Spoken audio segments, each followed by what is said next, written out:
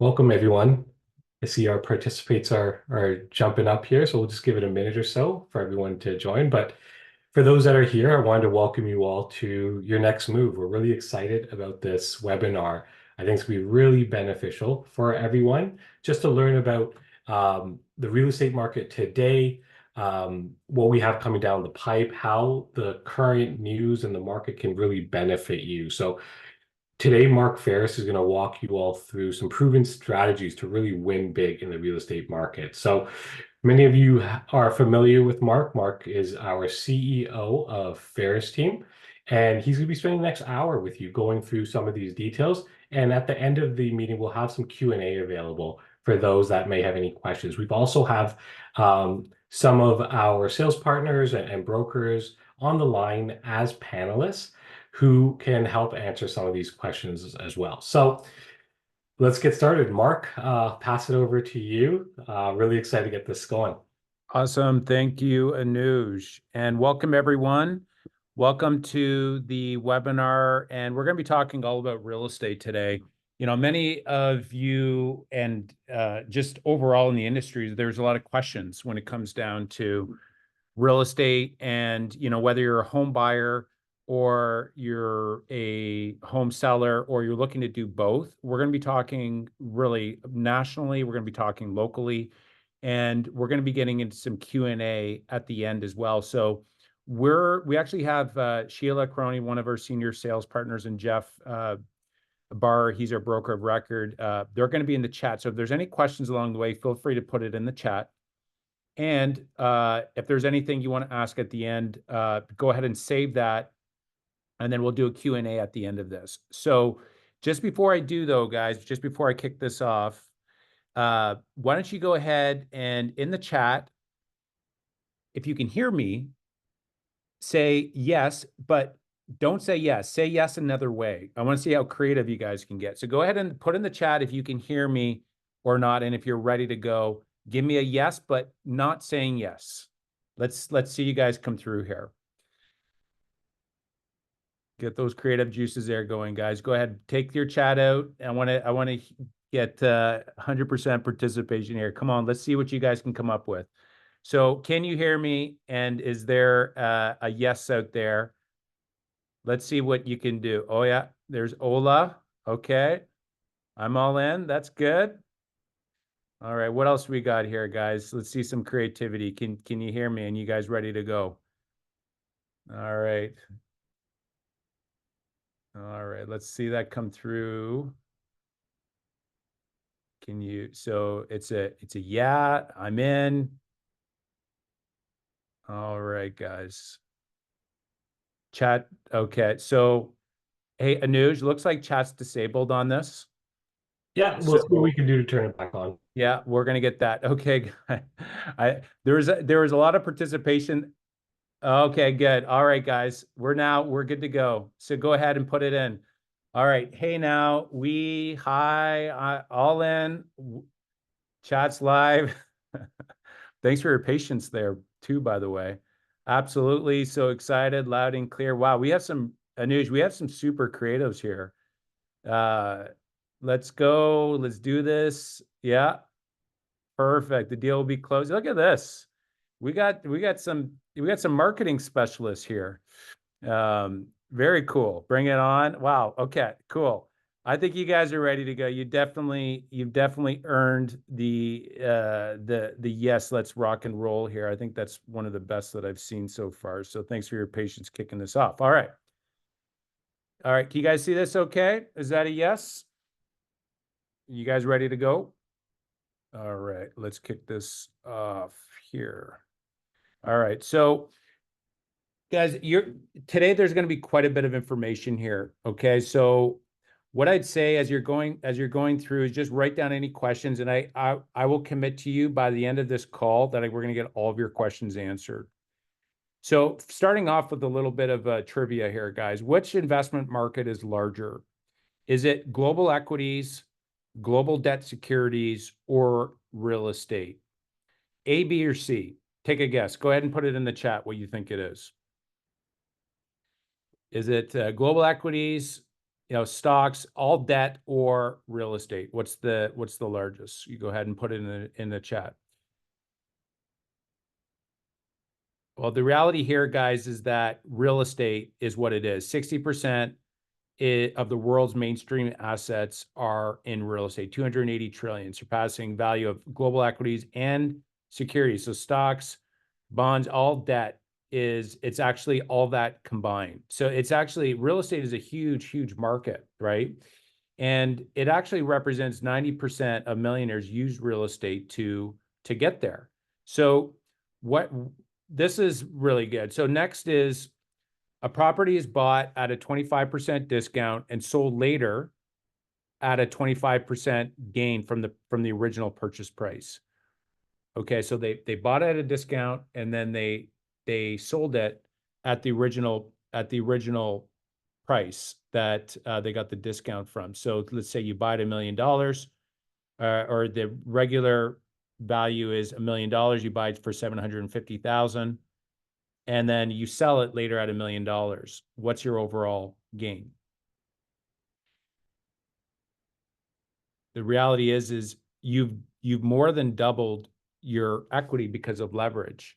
And so the beauty with real estate is that currently right now we're seeing that kind of discount actually happening right now. And that's the power of real estate. So real estate overall, the biggest regret that we speak with thousands of buyers and sellers, and the number one regret we hear from investors, buyers, sellers, is the fact that they wish they would have bought more real estate.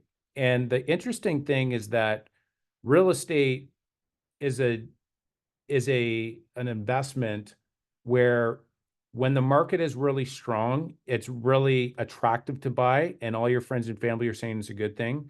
And then when the prices drop by 25%, it's not an attractive place to invest. And that's exactly the time that you should be investing. So real estate overall, I just want to get that out of the way. It's a bigger market, proven higher returns. There's less volatility in real estate, and you have leverage, right? You can leverage something 4 times greater. And if that goes up 5%, your overall gain is like 20%, 25%. So now what gets in the way? So, when it comes to real estate, many of you own homes right now.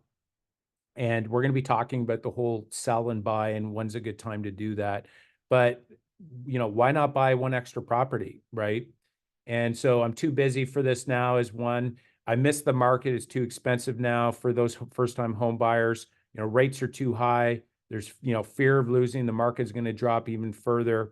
And, my kids will never own a house. These are, we hear these concerns all the time.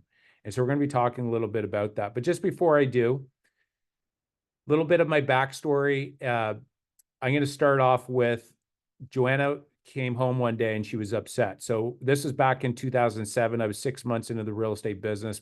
Prior to that, I'd been put on waivers. I played hockey a couple seasons over in Sweden, and I was down in Texas playing the semi-pro hockey league down there. And I walked in one day and my stuff was in a garbage bag, and I was put on waivers with 2 tickets home for me and Joanna. And so I went back, I jumped into real estate, and the first 6 months was difficult. And that's when Joanna came home, when she was upset because she said to me, Mark, there wasn't enough money in the account to buy milk. Now, this was back in 2007. So many of you that are watching this, you may remember the early struggle phase. And so what's interesting is that we pushed through that 2007 mark, and then we ended up scaling the team up. And we became the largest real estate team in Canada within a few short years. So we're the top 20 top agent for both units and gross commission. So they measure based on 2 different items. This is over 18,000 agents. And then what ended up happening was about 5 years ago, we wanted more control to ensure that our clients were getting a great experience from initial phone call right through to the closing date. And so that's when we decided to bring everything in-house and to be able to control everything from start to finish. And so since we've transitioned to our own brokerage, on the Toronto Real Estate Board, out of the 70,000 agents, we're for number of units and volume, we are the top selling brokerage and team out there. And so to date, we've sold over 12,000 properties. We consistently sell about $1 billion in sales every single year, and trusted by thousands of clients. Now, over the years, we've accumulated these Google reviews. We have over 2,100 five-star Google reviews. And the reason I'm sharing this is with you is that we have a lot of background in real estate. And I was through the 2008 market. And so we picked up a lot of key lessons and learned insights that I'm going to be sharing with you today. And I spent a lot of time on the research on this to really give you guys some really good insight. And so the main challenges that come up are pretty clear. The property prices they've increased so high that it becomes hard for first-time home buyer to come in. Recently, it's come down about 25% from the peak of the market. So this was back in 2022. We saw a dramatic decrease, but then it's flatlined. I'm going to be talking about why that's the case. Interest rates, they've increased dramatically, and now they're starting to come down. So it's like, what do I do from selling and buying? And then if you're an investor, landlord controls increase dramatically. It's taking 12 to 18 months. And so, what's happening on that side of it. So give you a super high level what I'm going to be talking about here. We are going to start at the national level and talking a little bit about what's going on there and the local market of what's happening with sales. And then we'll be doing a market analysis overall, talk a little bit about the condo market and then affordability, capital gains, and then I'll give you my predictions. And for those of you that haven't heard, we have the interest rates that have just done a 0.5 point reduction, which is affecting anybody with a variable rate mortgage. They're likely going to see a reduction in their rates if they're on variable rate by about a 0.5 percentage point, which is great. So just quickly, this really sets the stage here pretty well of market cycles. And so there's 4 different phases when it comes to market cycles. There's the recovery. And when a recovery is happening, there's no new construction that's happening.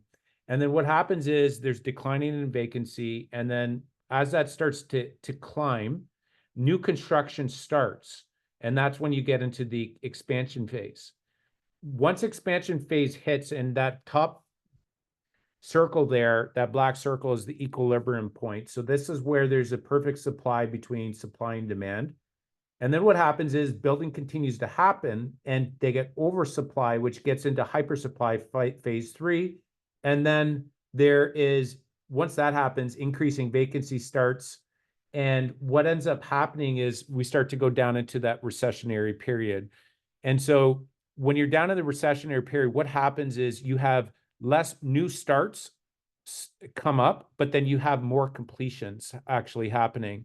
And so as those completions happen, as that overbuilding comes in, those homes get into the marketplace and then they get absorbed, then it starts the whole cycle over. So what's interesting when you look at this is like, where are we at in the residential side of it? And so which market are we in? Some would say we're in the recession period. I'd argue for single family properties because every asset is different where it's at in regards to the cycle. And every market is a little bit different. So there's not like a one size fits all here.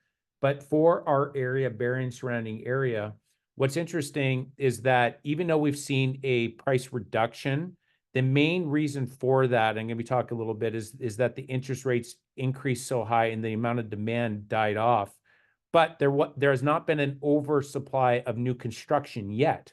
And so I really believe if you look at the cycle that we're still in the expansion phase, I still think that we have a runway to go for single family properties.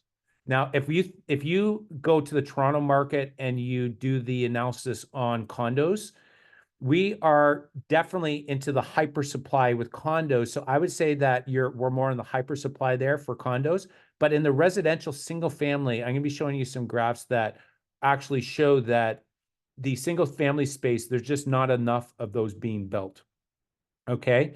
So if that's the case, why did properties come down if we're still in expansion? Is because the government interceded and they raise interest rates, but there's a boatload of demand pent up that we're expecting to see as more confidence gets in the market. Okay. So why have prices not dropped more than they have? So we saw the peak in 2022, which I'm going to show you a graph as well. And then it's been stagnant over the last couple of years. It's been going sideways. And you would think with everything going on that prices would even drop more. But there's opposing forces happening here. And so you have demand or population growth that's actually happening. There's a lot of incoming population that's happening. And what's interesting in Ontario is actually about half the population and home builds are actually happening in Ontario compared to all of Canada. So Ontario is really like the main hub of population. And then you have on the opposing side of that, you have supply shortage, and especially for the single family properties. Okay, I'm not talking about condos. Then we have also interest rates that are at the higher rates that are slowing things down. And then the economic slowdown as well. So a lot of businesses now, it's become harder for them, and it's actually been easier for them to find good talent. Like they're not having to, bid for talent the same way they did when COVID hit. But at the same time, they're just not spending enough, spending the same, and then you have banks pulling back. So you have demand, you have shortage of supply, which is on one side, and then you have higher interest rates and economic slowdown. So there's been opposing forces, and this is why we've had pricing stay the same, but just number of sales have dropped significantly. So let's look at what prices have done from 2005 all the way up, and you can see there's a huge run up in pricings. You probably remember this in COVID. You saw pricing increase at such a drastic number, and then you saw a peak, and this happened right across the country, and then you saw a drop, but then it's been stagnant or going sideways for the last few years. From 2007 to 2024, you can see number of home sales have dropped significantly. So in some areas, we're seeing like one third of the number of sales that at the peak. So you have less buying happening, but pricing has stayed pretty much the same. What's happened in the Barrie market? Well, you can see there, it's a similar story there. You saw a massive increase in price, which was around 950 peaked out at, and then it dropped, you can see, closer to around 700. And then it's been going sideways, up and down, but overall it's been a slight increase actually. And so this is really interesting to continue to watch when it comes to home sale prices. Now, median percent of list price. So this is just good for you to know when you're going in and making an offer on any sort of property that on average, it's around that 98%. When COVID hit, we were saying average list to sale. Like if it was listed at $1 million, we'd see on average 1,150,000. And so that's come down drastically where we are a little bit more into a buyer's market right now. So in that 97 to 98% is what properties are selling for. So anything you see on MLS on average is going for about 97 to 98% of that. Now, every property has its own story, right? And so some cases we're seeing full asking price, in some cases it's lower than 97%. It really depends. It really comes down to how well it's priced and how well it shows is two big indicators on that, and how emotional the buyer is going to be. Days on market, you can see it's slowly increased from when COVID happened in 21, 22. And so it was down below 10 days, and you could see now it's closer to 30 days. And number of sales it's a fairly big story in regards to there's just less people moving. Now, that's a combination of many homeowners are locked in on lower rates, and it just doesn't make sense for them to sell. And there's also a confidence issue out there as well of what's going to happen in the market. I'm just not going to do anything about it. Months of inventory. All this is it's an equation of how long does it take to sell out of the existing inventory that's on the market. So you take the last 3 months and you take the average amount of homes that sells, and then you take the existing inventory and how long does it take to sell that out. And so it's a really good indicator as to how fast the market is. And what you can see is actually climbed up now, generally in that 3 to 4 months of inventory is like an even market. It's more into a buyer's market right now, which we haven't been in the last few years. Okay, so let's talk a little bit about population growth. And so this opposing forces, what kind of population? Well, you can see this is Barrie. And so you could see currently right now in Barrie, we're looking at around 160,000 approximately. They're projecting by 2051 it to almost double. Now, population is what brings in potential buyers, right? And so when you got people moving into an area, a percentage of them are going to be wanting to buy a house. And so what happens is you get increased demand coming in, right? And then that's what drives prices up, right? So you got population growth, and that's right across Canada. And now they are looking at decreasing the amount of population coming into Canada, but they're still looking, I believe, is like 400,000 or 500,000. They're still looking to bring in, which is increasing the amount of demand. Now, generally, it takes immigration about 2 years. Any immigrants that come in, they take about 2 years to buy because they rent and then they look at building up their credit and then they transition over. So that's increasing the amount of incoming buyers to overall Canada. And majority of them actually end up living in the GTA market. So let's talk about the housing supply. So you can see here's an article CTV came out and said that 3.5 million housing units short. So this is across the board. We are at a major shortage right now. And you see the government sometimes talks about, oh, we're going to build all these homes within a relatively short period of time. The reality is they're not going to fix this problem anytime soon, especially for single family properties. Majority of the building that's been happening has been purpose-built rentals, not on single family homes. And so if you own a property right now, first off, the number one investment that you can do, if you hear on social media, sometimes people saying, oh, rent and then buy an investment property and, don't own a house. The average homeowner has a net worth of $210,000. The average renter has a net worth of $6,000. I don't care what anybody says. The number one investment before you do anything else is to buy a house. And if you own a house right now and you're thinking of selling and staying out of the market, please don't hold on to that house. I mean, we're in the business of selling homes, but it's not in your best interest to just sell it and to go into the rental market right now. Hold on to that house. Please hold on, especially if it's a single family and it's a detached property. That property over the next 5 years is going to do extremely well because we're at a shortage of that right now. And a lot of the developers are putting their projects on hold and they're waiting for these interest rates to come down. And once they do, they're going to start building again, but they haven't overbuilt yet.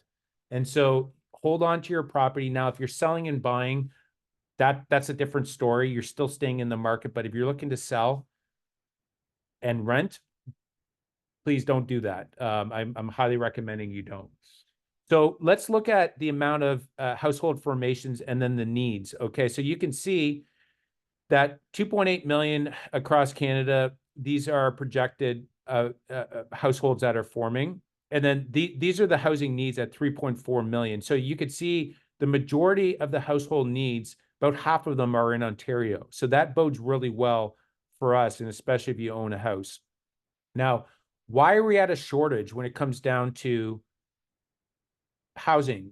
It's because in 2008, a lot of developers put their projects on hold, but population growth continued to happen. In 2021, what happened? You had COVID. Now we were building a 10,000 square foot building and our expenses went up significantly in the middle. So you had supply chain issues, expenses went up. So a lot of developers stopped building then. Population continued to grow. And then 2023, what happened? Interest rates doubled. And what ended up happening was developers just put their projects on hold. And we speak with a lot of developers and they're just saying, you know what, costs have not gone down. Labor costs have gone down a little bit, but material costs have not. And they're just saying, I have to wait to get my price. And so just think about it. If construction costs have not gone down, then why do we think that the market is going to go down even further? These developers are waiting and they're going to get their price. And a lot of these guys have deep pockets and they'll wait it out in the market because they know what they have. So this is why we're behind and they're trying to play catch up right now, but they're just not going to fix that problem anytime soon. Single family building permits. This is in Ontario. You can see, look at the drop off. This is significant. So right now we're seeing a major decline in building permits there that are happening. And that's only going to constrain the amount of supply hitting the market. There's going to be less and less, and demand is growing. Look what's happening in the rental units that are under construction. So the government incentivized, they had many programs to incentivize builders to build purpose-built rentals. And so the reality, we are becoming more of a renter nation. And I think that the biggest the biggest differentiator between the wealthy and the we'll just say the unwealthy is the fact that home ownership is going to be the biggest gap there. So if you can get on a home ownership, that's going to pull your overall net worth up. It's going to help you build wealth. But you know, if you're not getting in and you're renting, it's hard to catch up to somebody that actually owns a property. And so the government is actually planning for this and they're building for this. But what this is going to do, if you own a single family property, it's only going to go up in value. And so you can see on the total units approved in 2023, this is in Barrie, that look at the singles and semi-detached, like there's just a very low percentage. Most of them are high density. The city's pushing high density. It's easier to for infrastructure to service. And so they're more so pushing intensification. So they want higher buildings and more intensification on the land. But if you own a single family property with some land, that's only going to go up. Okay. Let's talk a little bit about the inflation issue. So what is inflation anyways? Inflation is, and they brought that actually down to about 2%, but it did get up to over 8%. And so what happens is $100,000 is not buying $100,000 worth of product or services anymore, right? And so with inflation, real estate is a good inflation hedge because when you lock it in, if the cost of everything is going up, well, your house is going up at the same time. So it's really good for that. And then the other thing with inflation is that as inflation goes up, you can see on the bottom there, inflation goes up and you see interest rates that they almost follow. It's almost like a mirror of inflation and interest rates. And so the reason I'm sharing this is that inflation has now come down. Okay, this is what they're reporting. And so interest rates are coming down. So they did 12 price hikes when the market went from the low in the market, they ended up raising the interest rates 12 times. They raised it 3, and yesterday they lowered it 3 times, and yesterday they lowered it another 2 times. And so the yesterday was actually a full half point reduction. And so we're actually expecting it to go from 3.75, which is what it is today, right? And then we're expecting it to reduce another at least half point by the end of the year. So what's that going to do for your interest? If you're on variable rate, that's going to lower your debt payments. And so you can see these are the projected reductions that are happening. Now, bodes very well because with anybody that is looking to get a mortgage, this allows you to get lower interest rates.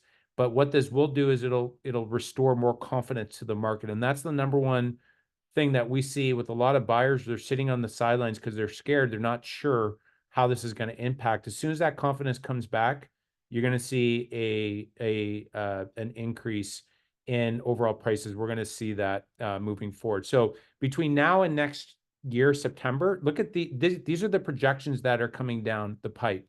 And so they're really looking at bringing these interest rates down. So if you're looking to get into a mortgage right now, the 3-year rates are pretty attractive. But with that being said, you may want to stick in a variable and kind of play this out moving forward. But the key is that if you're looking and you're staying on the sidelines, now's the time you want to get in with pricing being low, because especially in the single family space, condos not so much in Toronto. In Barrie, depends which market you're buying the condo in, but you know, which pocket, and especially in Collingwood and the surrounding areas, because it's all about supply and demand. So we'd have to dive in a little deeper. But in general, condos in Toronto, you maybe hold on a little bit more for that if you're getting any pre-construction. But single family, now is the time to buy for that and just get a variable rate. And then we're likely going to see a reduction. Now, if you want to lock in for 3 years, they actually have pretty good rates that you can get in the mid 4s right now, which is pretty good. But yes, inflation is down to 2%. So you can see there that this restores more confidence, and that's why you're seeing these reductions come down. Now, when it comes down to jobs, majority of the jobs, the construction jobs are actually decreasing right now, which is it's hurting the economy. And then what's happening is that a lot of the job increases are coming from the government side. So we want to see the construction go back up. And what the Bank of Canada is really hoping is that these reductions are going to get more confidence in and more building starting to happen, which is going to help construction. The reality is that Ontario and Canada as a whole, like our economy is, there's a huge amount of GDP on housing, right? And so they want to spark that back up because they brought the inflation concerns down. So monthly new listings, we have seen some power sales increase. And so this is in Toronto, overall, 180, it's not a crazy amount. You can see there's a little bit of a drop recently, but as these interest rates come down, we'll start to see less and less of these. But there are some people hurting out there. With that being said, there's so much demand that we project that that's not going to have a significant impact the business and the overall economy, because there's going to be more people jumping in because there's more confidence. So it's easier to hire now, which is great for businesses. It's just businesses are being really, being a lot more tight. And then the delinquency there from overall lenders as well it has increased. Household debt. It's interesting. In Canada, we have higher household debt than the US. In general, right now, Canada has not been voting as well as the US, and that's why you're starting to see price reductions or interest rate reductions in Canada compared to the US. And we're going to see quite a bit more, I believe, between now and September from a rate reduction standpoint. This is really interesting. This is why the condo market is oversupplied. Look at the construction for condo.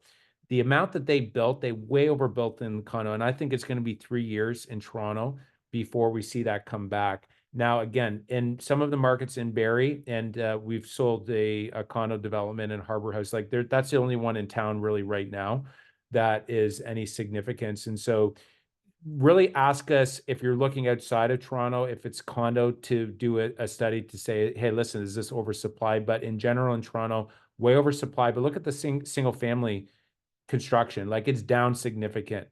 And so this is why we're really bullish on that.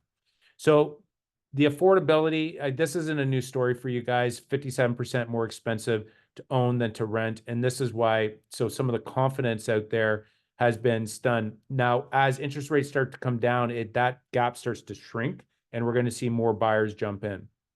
Affordability, this is another one with interest rates. You can see with a 20% discount or down payment there, you can see what it takes to buy a average home on the Toronto Real Estate Board. It's about 180,000, and before the price increase and interest rate increase there was quite a bit less than that, right? So the interest rates are going to really help with that moving forward. And you can see the mortgage payment is starting to come down. It did peak around 3,500, and that's actually starting to come down now.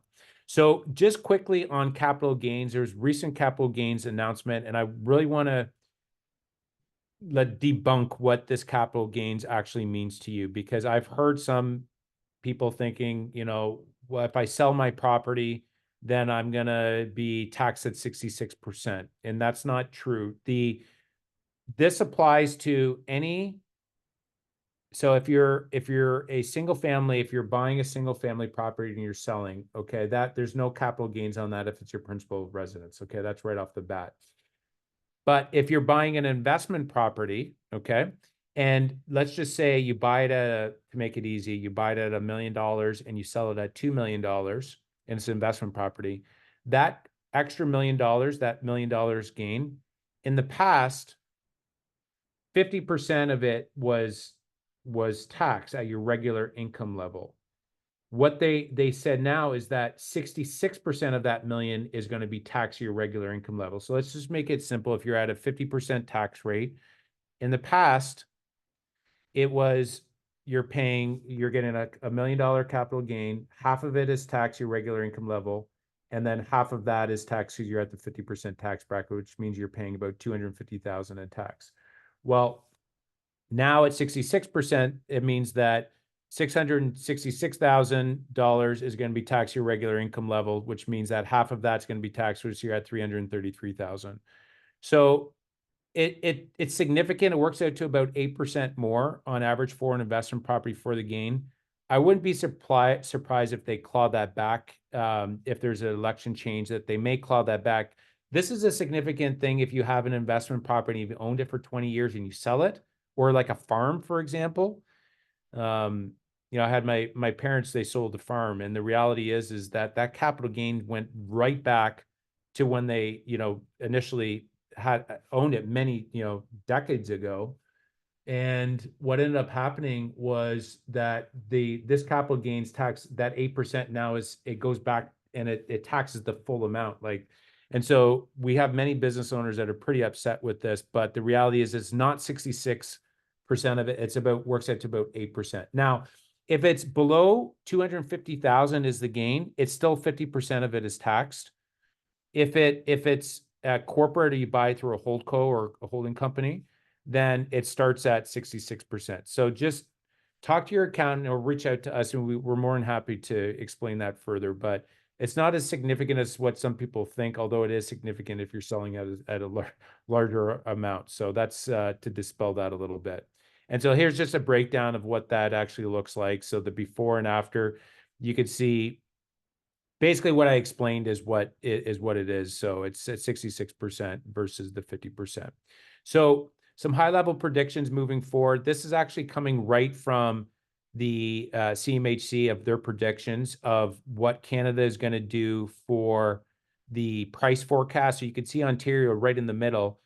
In 2024, they're projecting a slight increase, but look at 2025. Every single projection that I've seen for next year, 2025, there's an increase in price. Okay. Increase in price. Toronto, here's projections here that are coming through. This is from CMHC as well. So the average sale price, you can see right in the middle, the resale market is what I'm interested in. This one here, you can see 21, 22, 23, and then here's the low and high of what they're projecting. And so 2025, you can see they're actually seeing like a pretty nice bump in pricing. And so the low to high, and then 2026, they're seeing another bump. So I don't see a world where 2025, and there's no guarantees with this, right?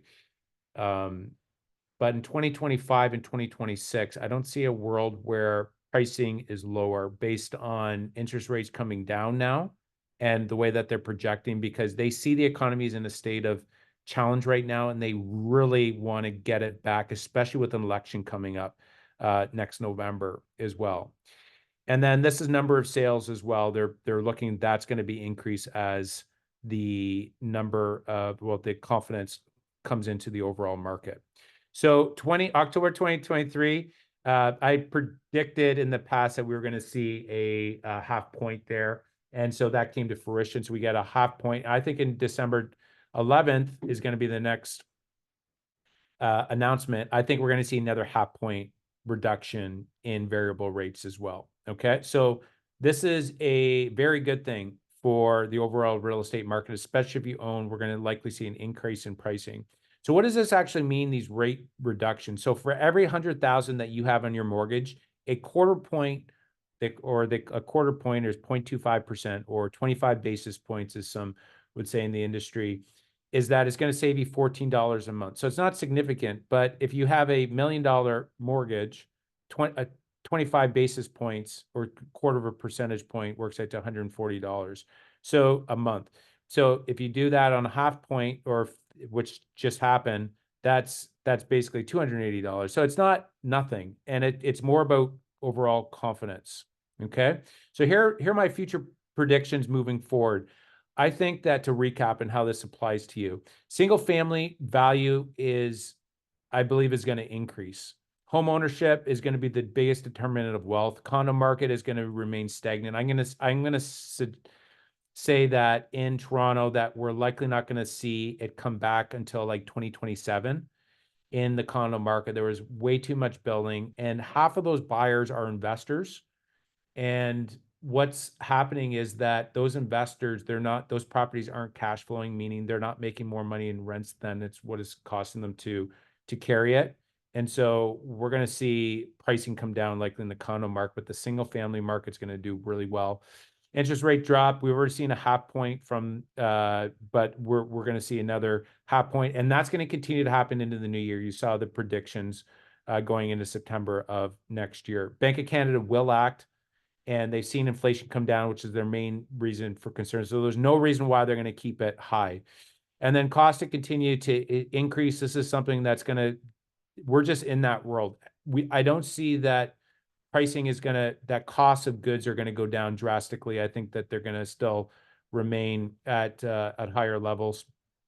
We are becoming more of a renter nation. That's why if you have any kids, or if you're sitting on the sidelines, please get into home ownership as fast as possible. Now it's hard to do, harder today than it was. And it's like, okay, Mark, I know, this, it's easy to say, easier said than done. I'm just my income is just covering all my expenses, and I can't, like, I'm not saving enough. Well, reach out to us for any first-time home buyer programs.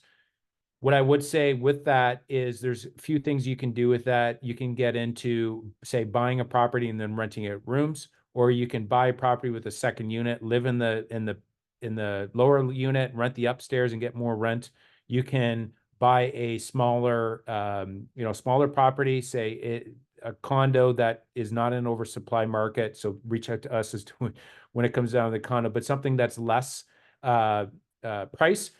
Just getting into home ownership is important. Or maybe it's driving a little bit and you're having to commute in. A lot of these jobs you may not need to drive. So if you can just get into something that maybe you're driving, past Aurelia, or you're driving out, say, to the Midland area, or Standard, you can generally get a little better pricing out there, but just get in. Less people can retire. We're seeing this out there. And I was just speaking at a financial advisor event, and there are less people that can retire nowadays. It's harder to do. So there are a lot of people out there that saved and they did everything their financial advisor told them, but they're just not having the lifestyle that they thought. And so they got to continue to work. And so there's less people that can retire. And the reality is that owning the house is likely one of the best investments they made. So, that's why we always recommend, please get into home ownership at least, and then continue. If you can buy an extra property, that's going to be a very good thing. It's tougher for landlords. And, this is where, if you're getting an investment property, we actually look and we actually buy down south right now for rental properties. Although single family properties, I still think that's a great investment to be buying in Ontario. We just found that there's less landlord restrictions with rent control down in these southern, Florida, South Carolina markets, but definitely in Barrie and surrounding area, we highly recommend that you get in a home ownership there. And even if you can get a second property, just getting at least a second property there is a good thing that I don't think you're going to regret down the road. And then the reality is you can't just stick a home on the market and hope that it sells, right? You need more marketing, more expertise to sell, and you cannot miss the opportunities. You may have one buyer out there that's your perfect buyer. And so you really need a trained professional that knows how to reach out, properly sell them, and not miss those opportunities, because you don't get, you have one shot to make a first good impression for that buyer that's out there. So question for you guys, hopefully this has been well spent. Hopefully you've been, you're more confident moving forward where we're at today. And that, when it comes down to it, you might have some more questions, which we're going to get into the Q&A right now. We do have the three different pillars of the business. The pre-construction, this is something that we still look at. There are still deals as this absorption, the amount of condos that are hitting the market right now. There's some really good assignment opportunity to take advantage of that lowering market. So we have that side of the business, and then the brokerage, resale, and then the Faris Capital for any investment opportunities as well. So moving forward, guys, if you're looking to buy and sell, you have two options right now. You can do it alone, figure out, go and shop for the properties, trying to figure out what to do, go on MLS and try to figure it out, or we can do this together. And so the reality is if you're looking to buy a home, it doesn't cost you anything to be working with a trained team of experts. That's the beauty with real estate. You can work with us and the buyer doesn't look after anything. And so we can save you a lot of time. The one thing I'll tell you, in a market like this, you want to make sure you buy right and you buy in the right area as well. That's so important. So what I want to recommend to you is to book a buyer consultation. We're going to put that in the link right now, that if you're thinking about buying, go ahead and book the consultation. We can sit down. We can even drop by to your place, or you could drop by the office, or we can do it through Zoom or a phone call. But, having a coffee is kind of nice. You sit down, you can go over your personalized, here's where I'm at. And we can actually go through what are the step-by-step action items needed to be able to buy. We could sit down and actually look at the map of all the different neighborhoods, where to go and where to maybe stay away from. And then what we can also do is get you access to all of our upcoming inventory that's not on the open market. This is something that we give access to our clients that of all of our properties that are being staged. And we have properties coming out every single week. We call it our Faris VIP program. And then the market stats as well we go over. But there's no cost to this. And I just want to recommend, if you're not sure what to do, better to book a buyer consultation. There's no cost to that as well. The free home evaluation, this is something that's really helpful. Even if you're not sure about selling or buying, or even if it's next year, we hear that a lot. It's like, I'm not quite ready. We're thinking about next year. Now's the time. Now's the time to find out if what your home is worth, and what the property is selling in the area. And even more than that, what should be done to maximize value when you are looking to sell. Okay. What's not an ideal situation is if you call us and say, listen, I want to go in the market tomorrow. We can do that.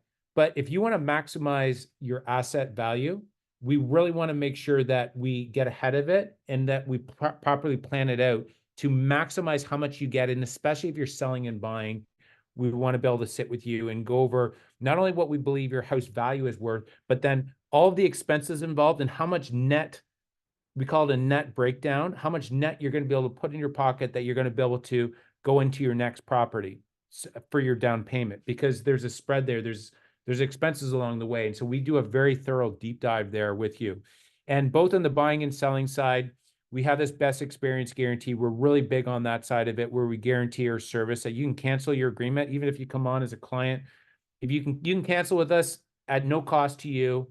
And that just holds us accountable for us to say up front, listen, if you're not happy, you can cancel with us. And, the beauty of this is, unless we actually deliver a result on the buying side. So first off, on the buying side, you never pay, even when we do find a result. Okay. But on the selling side, you don't pay us unless we sell for a price that you're happy with, and we actually deliver a result that you're happy with as well. And so we invest in you, and we're that confident in our service that we say you can cancel with us at any time. So here's a QR code. This will get you access to our Faris VIP and our free home evaluation. If you hover your phone over that, you can go ahead and book an appointment, and we'll actually put it in the link below there as well. And we have if you just want to send an email, you can send it to mark@faristeam.ca, and we'll make sure you get synced up with the right team member. So I'm gonna open this up here now to a Q&A. Let's take you off the screen, and I'm gonna welcome Sheila Croney. Sheila's been with us Sheila was a senior account manager at RBC. How many years ago now, Sheila? 10 years? 12? Geez, 13. Oh my goodness. 13 years ago. So she made it to the top at RBC, and she's like, Mark, I really like what you're doing. I want to come work with you. And I said, okay. And she came on, and she was like, just became a rock star, went into a whole other element. So she's been one of our top agents for many years on Fair's team. So has a wealth of experience. We have Sheila here. And then we have Jeff Barr, is our, we'll say, the muscle of the brokerage.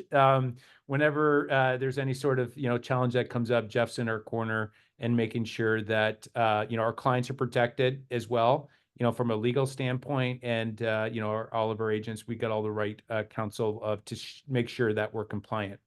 So I want to open it up for any questions that you guys have. You can ask anything about real estate overall. If you had any questions along the way, I want to make sure that we get all your questions answered here. And if we're not sure, we'll make sure to get you the answer. That's my commitment to you guys moving forward. All right. So you go ahead in the Q&A section there. Why don't you go ahead and type in any questions that you guys may have, and it can be, your personal. You may want to do that one-on-one, but if it's something that you think would be just a good overall question for the group, that would be good. Or if you have it, go ahead and just put it in the Q&A section, and we'll make sure to get that answered. Excuse me, Mark. Fred had a question here. How do you see the Barrie market to sell a single-family home under 1,100,000 was his question. Okay, Fred, the question is are you looking to transition into and buy another home at the same time? So I'll go over a scenario because if you're listening, you might be if you're in the market of, I'm just going to sell and I'm going to rent. I'm going to say, Fred, please hold on to your property. Like we're in the business of selling properties. I'm telling you, like, just hold on to it if you're looking to rent, because I've seen this so many times in my career where they'll sell their property and then they'll just sit and they'll get on the rental market and they say, I'm going to wait till the market comes down. And the reality is they never get back in the market.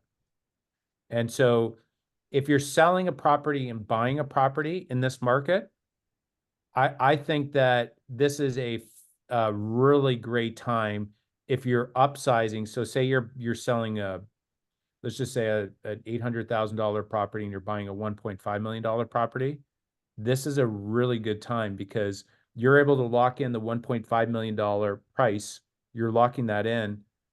And as pricing goes up, you're going to see more of a delta increase in the higher sale price. And so when you're selling and buying, generally, even if it was in the same price category, whether you're selling a low market and buying a low market, it's relative. If you sell in a high market and buy in a high market, it's relative, right? There's a spread that's going to be the same. But if you're selling a lower price home and buying a higher price home, I think that it's a great time. Like, do not get held up on that. I'd say it's more based on finding the right property. And that's why it's so important that you have an agent hunting for you, that you find the right property. Now, if it's not in our market, just let us know, because we have really good referral partners in all the markets across Ontario, Canada, and North America. But I'd say that I think that market is going to do, I think it's going to do well, especially in the coming years. Now, if you're selling because you have a work transfer and you can't help it, I mean, that's one thing. And then, if you're, let's just say you own it and you don't want to, you got to buy. Okay. So if you don't want to like manage it with a tenant in there, that's one thing. You can sell it, but if you can hold on to it for a year or two, that's great. The problem is if you go and rent it, when you go to sell in a year or two, it's generally not going to be as good condition as when you own it. And so it depends which price range, and that's why the consultation is really helpful. But in general, if you're selling and buying, it's a good time to do that now. If you're selling and not buying, I'd say try to hold on to it. And if you are a first-time home buyer and you don't own right now, do everything you can. Like, take your money out of the stock market. And I'm not a financial advisor, but please buy a house. You're gonna do well. I really believe, by getting into home ownership. And I'll tell you this, isn't it so interesting that when the market went up by 25, 30%, you remember that? All your friends and family, they were all saying it's a great time to buy. And they were all encouraging you. And that was the worst time to buy. And now it's the drop 25 to 30. We've seen that. Your friends and family aren't telling you to go buy more real estate now, but I'm telling you, as a professional, I've seen the markets come and go. This is the time when the market comes down, that it's a buyer's market. You want to buy in this market.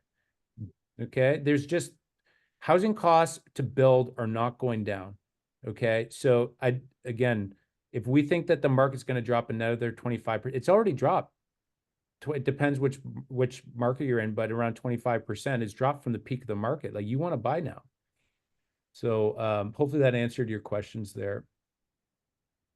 Yeah, and just to jump in there too, Fred, from a performance side of things, when we look at days on market, if you're looking at how long does a home take to sell right now, we're looking at about 67 days, and that's cumulative days on the market. Mark had a graph there of days on market. So it just doesn't take into consideration those listings that cancel and then relist. So in Barrie specifically, we're looking at 67 days to sell a home currently. So that just kind of gives you a sense. In our average sale price in Barrie at $761,000. So just gives you a bit of a sense that a million plus property is going to take, on average, a little bit longer to sell than that 67 days. So again, you got to think that you're probably padding in another 30 days or so. So you're maybe looking at that 60 to 90 day range in regards to a million plus type property. But if it shows well, prices well, and it's in the right location, it will move. We're seeing that those inventory. And quite frankly, there's, everything is $1 million now on the market, right? So $1 million is not out of hand for a lot of people now. So it's a very common price point. Yeah, and it's interesting. I mean, I always thought like, why wouldn't the pricing go down more? But you can see why based on the data I presented tonight, right? So that you have the amount of, especially in the single family space, you just have like supply is low, and as soon as that confidence comes back, we're going to see an increase of overall demand, which is a big one. Okay, so Gary Bell said, what's your opinion on the effect on the market of the Barrie planning proposal to permit 4-story buildings in all residential zones in the new zoning bylaw? So intensification is something that is a real thing. I think that is here to stay. That's actually mandated, but that's not just a municipal thing. That's mandated by the provincial government to push intensification. So, I mean, we'll see how that all plans out. I think that from a single family property standpoint, that I don't think that that's going to have any sort of major impact on that. I think that overall, if you want a nice big backyard, there's only so much of that. And a lot of these new buildings, they're really pushing the intensification. I mean, just go down Mapleview, you see, I mean, I think Pratt does a good job, with their buildings, and they build a good product for a very fair price. But I think single family, anything with a lot where you own the dirt, I think that's going to do really well, just because there's not a lot of demand on that. So, Gary, I think a lot of it's going to be how much pushback the municipal government gets, or with the homeowners in the area. And that'll be an interesting thing to play out. But intensification is here to stay. That's definitely what they want. That's what the provincial government wants, and what municipal government's going to need to do. Oh, Sheila, here's a good one. Can you say what area in Barrie is in high demand? This is from Tammy. Absolutely. And Tammy, that's a great question. It really depends on what you're specifically looking for. I would say if it's a young family and they've got children, and you're looking for that nice family neighborhood, a lot of people want to target the good school zones first. So in a good school zone, a nice family neighborhood, you could be in the south end, you could actually be in the southeast or southwest end. There's some good schools. And even if you're looking for a home an older area of town, the east end of Barrie, a lot of people are revitalizing the homes there. And there are still some homes that need some work. So if you're ready to roll up your sleeves and purchase a home to make some good improvements in that neighborhood, the east end of Barrie is a fantastic place. Again, some really good schools there. So schools are really important. And then I say pretty much anywhere in the city of Barrie, right in the city of Barrie, you're 20 minutes from anything. You can be 20 minutes in a cross town. You can be to the south end, you can be to the north end. So I'd rather answer that question a little bit better with knowing what your specific goals are. But there's great opportunities in all of Barrie, I would say. Yeah. And go ahead, Jeff. Well, I was just going to jump on that too, just from a pure sales side of things. That southeast end of Barrie would be from a unit sales category, the southeast. So that's your Big Bay Point, Highway 11, that quadrant down.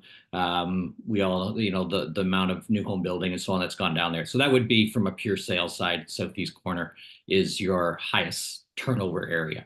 Yeah, and it's interesting.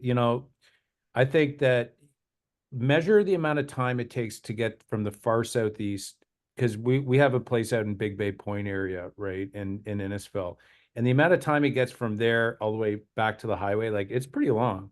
So I'd say, like, if you're commuting, measure the amount of time it takes from the house to the highway, because that strip is not going to get any, like, there's going to only be more traffic. Now they've widened the roads there in Mapleview, and they're doing their best with it. But to get across to the highway, that's why some of these areas in the Southwest, I mean, accessibility to highways is a lot quicker. So really what Sheila had mentioned is right. It's like, okay, what's accessibility? School zones, that's a big one. Like, if there's certain schools that you want to be in, or And then accessibility there to amenities as well, like shopping but yes, Southeast, there's majority of the annex lands are in the Southeast end, although there's some in the Southwest as well, but we're growing like further south. That's why what Sheila's saying, the old East End, like if you want more mature, there's some nice big lots there, but there's some like Warnica in the Southeast. There's still some pockets of the Southeast as well. But good insight there. So what about buying from Etobicoke? Is it too late? So this is from Alyssa. So what about buying in on Etobicoke? Is that I think that might be the question. What about buying from Etobicoke? So if it's, to me, I think that it's the same story. Okay. Yeah. So Etobicoke, first we have a really good agent partner there. So make sure you reach out and we'll send you that name. Making sure you get with the right agent, I think, is like really important. In that market, I think it's the same story with single family properties. If you can get something and buy the dirt, it's like a very simple kind of saying. It's like if you own the dirt and you don't have to pay, condo fees, I generally find I like that kind of real estate better from an investment standpoint. Now, listen, I don't want to throw a blanket over because every scenario is different. I'm just saying for me, I found the pricing going up more generally in that. But I'd say that anything single family, it's the same story. There was a question asked above about the Aurelia market. Is it the same kind of general metrics in Aurelia as in Barrie? And yes. Now, generally what happens is when we see an increase in Toronto, we watch Toronto. And so we start to see it. Jeff, you see the trickling, right? It goes, tell us about that, how it unfolds with the pricing. We start to see an increase of activity in Toronto, and then it tends to shift and kind of slowly move up to the northern markets. Tell us about that. Yeah, so the demand, it's almost like a wave. You see a demand that intensifies in that Toronto market, and it really comes down to opportunities. The market starts to get tight in that southern market, and buyers cannot find opportunities there, and then you just naturally gravitate further north. And then you start to see more of those type of buyers coming into that Simcoe County market, southern Simcoe County, the Innisfils and into Barrie, and gravitating towards there. They get a little bit more bang for their buck than they would as they creep closer to the Toronto market. And you tend to get a little bit more for your dollar in regards to, or you can anyways, in regards to lot sizes and so on, than you would get in the southern side. So that's what you tend to see. Yeah. Well said. All right. I want to make sure we get all these questions here. So we talked about the Aurelia market. Now it's interesting, Jeff, in Collingwood. I love the Collingwood market. That's actually where Joanna and I got married, in the back of the Westin. Joanna was very persistent. She wanted to get married in the back dock, when you walk down the Westin and then there's the dock and then you're looking over the pond. And she went to the manager and she's like, I want to get married there. Like, nobody's ever done it. She's like, well, I want to get married there. And she somehow made it happen. And so I love Collingwood. But it seemed to be that market's actually slowed down a little bit and seemed to be like it trickles a little bit slower there. And we've seen a little bit. So Jeff, can you tell us a little bit about the Collingwood market and maybe how it's a little bit slower, but then we're going to see larger upside as well there too. Moving. Yeah, pricing, overall, when we look at Simcoe County in general, we've seen about a 1% increase year over year. So from what pricing was in 2023 to where we are currently in 2024, about a 1% increase. So a modest increase, and very similar to the charts that you were showing there. Collingwood specifically has seen a lot of inventory. So if we pick, all of our key serving areas in Simcoe County, Collingwood, Blue Mountains would be the one area that is seeing the highest amount of supply. So they are very much in a buyer's market. So lots to choose from there. But pricing really is still holding in that market. I think it's about a 2% decrease year over year in that Collingwood market. So again, modest, flat line there. So just there's lots to choose from. So it's a good market if you're a buyer and looking for an area that may have opportunity for you. Collingwood is definitely one of those that would give you the most selection in the Simcoe County area to choose from. Next in line, you would look into the Midland, Penetang area, and that supply, although not at the level of Collingwood, it would be the next one, next step down in regards to opportunities or supply, and that's just from a mere inventory level out there. So those are two areas that have good supply, good choices, and opportunities for buyers. Yeah. So Olga, you had asked about buying a property in 2022, and it was the peak of the market there, and we've seen a price reduction. It's interesting. I went back to so 20. You remember when the market went crazy in 2017? You remember that? I remember off of Hearst, hell, there was a property. I don't know, Sheila, if you remember that, and Jeff, there was a property that sold for 444,000, which was like crazy in that market back then. And it was like crazy bidding war. It went like 40,000 over. And I remember back to that. And the reason I'm sharing that story is that the peak of the market in 2021, 2022, we saw pricing that was crazy, right? It's hard to think that we'll ever get back to that, but I'm confident we will. So, Olga, the question is if it's a single family property, and if you can, rent it out and just hold on to it during that time frame and not take a haircut now. The problem is it's costly to hold it, right? Because you can't charge enough rent to be able to cover your expenses. No properties will cash flow unless you go up to Kirkland Lake or Sudbury or whatnot. Again, cash flow is all of your rental income is looking after all of your expenses, including your mortgage payment, and ideally your property manager too. You can't do that. So you're having to feed the deal, Olga. But I would just say that it may feel better to just sell it, but ideally if you could hold on to it, because I'm confident by 2025, by the end of 2025, that we're going to see an increased market. Now, there's no guarantees here.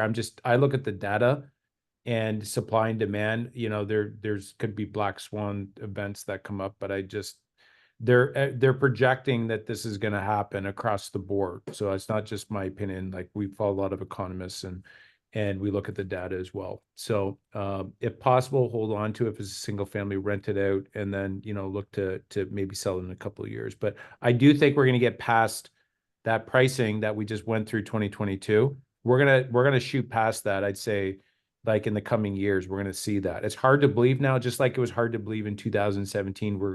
And then look what happened in 2022. We smashed 2017 highs. We smoked that, right? So, it's becoming harder and harder to own a property. And I get that, but like, get in at all costs. If you can get a property for your kids, it's one of the, if you can help them somehow and just get in, it's going to be the number one determinant in the wealth separation that's happening in this country. Unfortunately, we do everything we can to help people get in, but I mean, it is more difficult now than it's ever been. But it's not impossible. Okay. All right, guys. Any other questions? Okay. This is an agent question. So I just launched a podcast, Mark Faris Experience. If you're not, if you like listening to, I speak with entrepreneurs about how they built their business and talking a little bit about real estate as well and investing. His question is on there. I said that I knocked on thousands of doors, and when I started, I did. So he's just asking, what's the script that I use? So if you're not an agent, this still might be interesting. What I would do is I would actually, first I cold called about 1,000 people, and I knew for every 100 people I spoke with, I could book 2 appointments. And then I would consolidate that, and then I would actually go door knock those, and I'd deliver chocolates and calendars and whatnot, and snow blizzards. And so I did that. And when I, first started to kind of get the name out, and then what ended up happening was I just started door knocking as well. And what I would do is I would say, hey, listen, because I'm looking for buyers now for the listing of our brokerage. So if, say, at the time I started with Royal LePage, I'm with Fair's team now. But if we have a listing on the street, I'd actually go and knock the neighbors' doors and I'd ask them if they know anybody or any friends and family that are looking to potentially move to the neighborhood to be able to pick their own neighbors. And so that would be the question that I would ask them, and then that'd start the conversation and you go from there. But if you're a buyer, seller, you're not an agent, you just got a little bit of inside scoop there of the real estate industry. But if you're an agent, hopefully that's helpful. So, and that you only need to do that so long, because once you show that you're an expert at the field, the word spreads, and you know, that's what we do now. We do a lot of referrals from our past clients. Okay, anything else, guys, before we log off here? This was great. You guys asked this is a really intelligent bunch. Jeff, some really good questions on that. Was there anything else? I want to make sure to get all your questions answered. Mark, there was just one question there in the chat about the capital gains. And just, you had touched on it in your conversation there about the 50%, and just that has moved to 66%. That changed back in June. Yes. Now if the gain is below 250,000, if you bought your investment property personally, if it's below 250,000, the gain, it's still 50%. So let's just say if it's 200,000 gain you made on a property, investment property, only 100,000, it's not only, it's still a lot, but 100,000 goes into your regular income. And then if you're in the 50% tax bracket, then 50% of that would be taxed. Okay, now. Right. And then I would always just say to whoever's asking the question, that's a great question to speak to your accountant about, because your accountant really does have the whole picture. We don't. That's the proper answer that Sheila just gave. Talk to your accountant, because it's true, because everyone is unique. The biggest thing is at a high level, it's basically the 66% is anything above 250,000. That first 250,000 is only 50%, so no change there. And if you bought it in a holding company, then it starts right from the first dollar. Okay. All right. Okay,